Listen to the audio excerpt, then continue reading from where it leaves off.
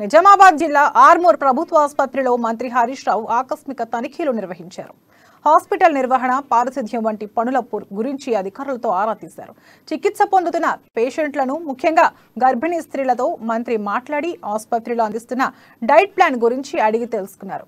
3 పూటల భోజనం అందిస్తున్నారా లేదా అనే విషయాలను అడిగి తెలుసుకున్నారు.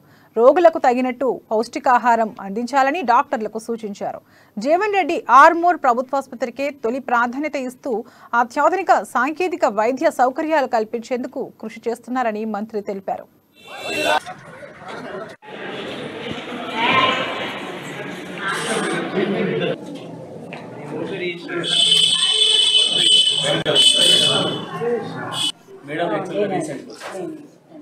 మీరు మన హైదరాబాద్ 2 days ట్రైనింగ్ ఇచ్చినప్పుడు టెక్నీషియన్ పంపిస్తాం, దెన్ యూ కెన్ డూ కదా. రేడియో తీసుకున్నారా నాకు?